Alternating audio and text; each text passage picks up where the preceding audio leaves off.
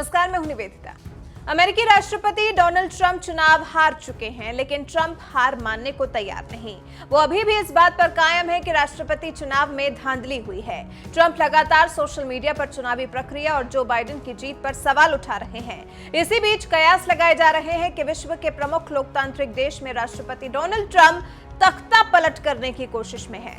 Trump प्रशासन की तरफ से रक्षा विभाग में बड़े पैमाने पर बदलाव किए जा रहे हैं। पेंटागन के असैन्य नेतृत्व में तेजी से हो रहे बदलाव ने चिंताएं बढ़ा दी हैं। ट्रंप प्रशासन की तरफ से पेंटागन के सबसे सीनियर ऑफिसर्स को हटाया जा रहा है और राष्ट्रपति के वफादारों को जगह दी जा रही है। इससे पहले सोमवार को डोनाल्ड ट्रंप ने डिफेंस सेक्रेटरी मार्क एस्पर को उनके पद से हटा दिया था।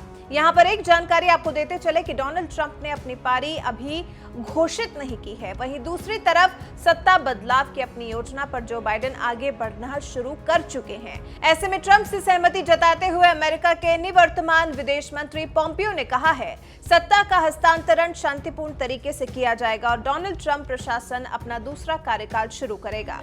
बता दें कि प्रधानमंत्री नरेंद्र मोदी समेत दुनिया भर के कई बड़े नेता बाइडेन को जीत की बधाई पहले ही दे चुके हैं।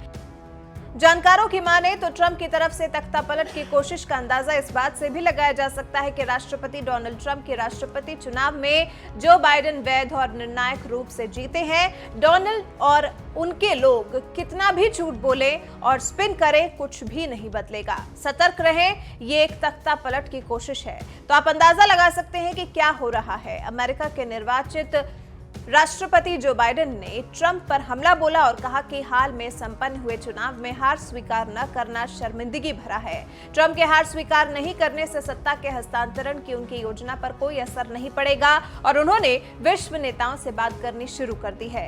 पत्रकारों के ट्रंप पर किए एक सवाल के जवाब में बाइडेन ने 20 जनवरी को सब सही होने की उम्मीद जताई है। तो आप समझ सकते हैं कि ट्रंप इतनी जल्दी हार मानने को तैयार नहीं है और लगता है कि कुछ करके ही मानेंगे। अब देखना होगा कि अमेरिका में राजनीति किस करवट बैठती है। ये तो आने वाले समय में पता चलेगा, लेकिन फिलहाल तो अमेरिका में राजनीति चरम पर है और माहौल गरमाया हुआ है।